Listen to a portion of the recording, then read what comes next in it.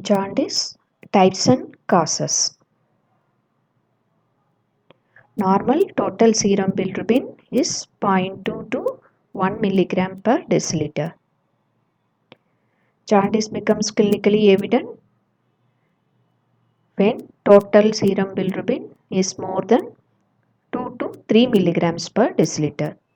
To understand types of jaundice, let us see how bilirubin is formed and metabolized. About 85% of bilirubin is formed from destruction of old RBCs by macrophages of mainly spleen as well as liver and bone marrow. Hemoglobin is phagocytosed and heme is released. Then by action of heme oxygenase, biliverdin is formed. Then by biliverdin reductase, bilirubin is formed.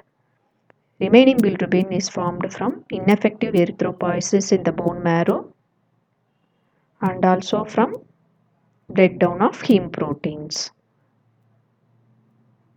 So this intracellularly formed bilirubin is then released into blood where it binds to albumin. This bilirubin is unconjugated bilirubin, binds to albumin. Unconjugated bilirubin is normally tightly bound to albumin. It is not excreted in urine, even when the levels are high. So, three processes take place inside liver. One is uptake, second one is conjugation, third one is excretion into bile. Let us see what happens inside hepatocytes. Hepatocyte, biliary canaliculi, inside bile and bile ducts. So, this unconjugated bilirubin is taken by hepatocyte, then it is conjugated by the enzyme UDP glucuronyl transferase into bilirubin glucuronides. This is conjugated bilirubin and small amount of conjugated bilirubin escapes into blood. Unlike unconjugated bilirubin, this is loosely bound to albumin and this is also water soluble. So conjugated bilirubin can be excreted into urine if the levels are high but absent under normal conditions. Then this conjugated bilirubin is then excreted into bile through specific bilirubin transporter multidrug resistant protein 2 into bile, then through bile duct and then intrahepatic bile duct. 60% enters gallbladder and the remaining 40% flows through extrahepatic bile ducts into duodenum.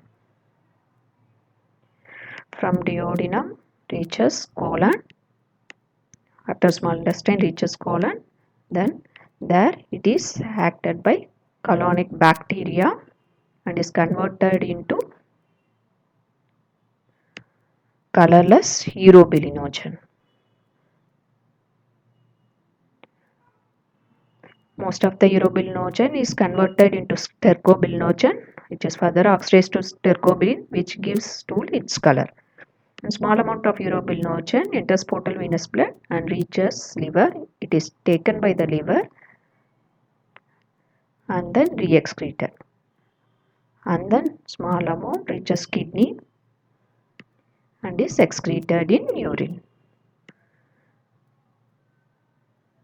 So what are the types of jaundice? There are two types, unconjugated and conjugated hyperbilirubinemia. In unconjugated hyperbilirubinemia, unconjugated bilirubin is predominantly elevated and conjugated bilirubin is less than 20% of total bilirubin.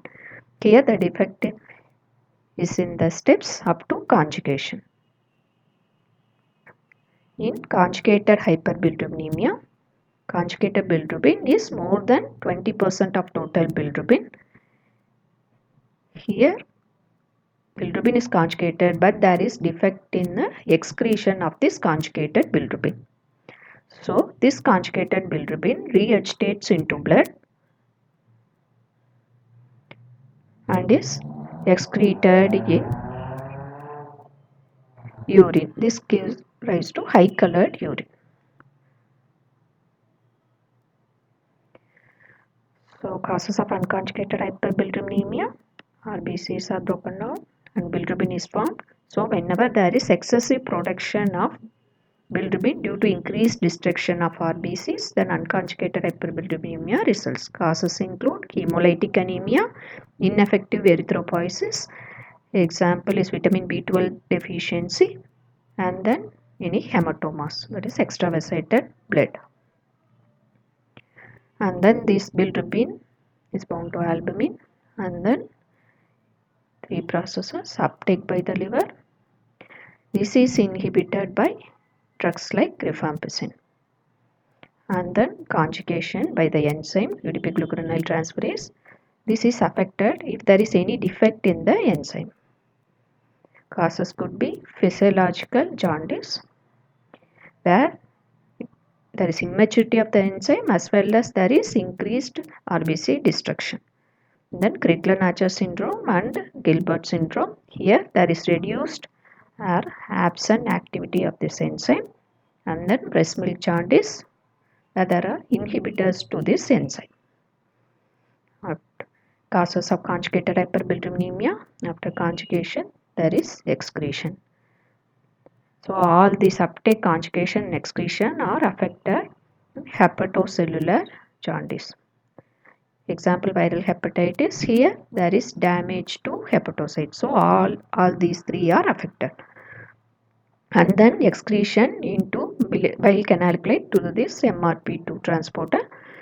There is loss of function of this transporter in Dubin-Johnson syndrome. Here only bilirubin excretion is affected because this is specific bilirubin transporter. And then third cause of defective excretion is due to cholestasis. In cholestasis, there is decreased bile flow. Since bilirubin is excreted into bile, whenever there is decreased bile flow, then excretion of bilirubin is affected. Please note that bile, in addition to bilirubin, also contains bile salt as well as cholesterol. So in cholestasis, excretion of all of these are affected in contrast to Dubin-Johnson syndrome. There are two types: intrahepatic, there is decreased bile flow within liver. Example, progressive familial intrahepatic cholestasis and cholestatic phase of viral hepatitis. And then extrahepatic cholestasis, where there is decreased bile flow through extrahepatic bile ducts. Example, biliary atresia or any obstruction like stones, tumors or strictures. So how to differentiate common causes of jaundice? Hemolytic anemia, hepatocellular jaundice and cholestasis. What are the findings in blood and urine? In hemolytic anemia, there is evidence of hemolysis in the blood. And urine, there is high urobilinogen. This is due to increased production of urobilinogen due to increased bilirubin. And then bilirubin is absent in urine because this is unconjugated hyperbilirubinemia, and unconjugated bilirubin is not excreted in urine. And then there is high transaminases, and alkaline phosphatase is less than 3 times elevated in hepatocellular. And urine, there is high urobilinogen. This is due to decreased reuptake of urobilinogen by the liver. And then bilirubin is present in urine. And cholestasis, high alkaline phosphatase more than 3 times and normal to moderately elevated transaminases. And absent or reduced urobilinogen. This is because conjugated bilirubin is not reaching the gut to form urobilinogen. And bilirubin is present in urine. Because in both hepatocellular and cholestasis, it is conjugated hyperbilirubinemia. And conjugated bilirubin can be excreted in urine if levels are high. Finally, few points about familial hyperbilirubinemia. In Gilbert and Crigler-Najjar syndrome, it is, as we have seen, it is unconjugated hyperbilirubinemia, but this can be differentiated from hemolytic anemia by absence of evidence of hemolysis in blood. And then Dubin-Johnson and Rotar syndrome. This here there is conjugated hyperbilirubinemia.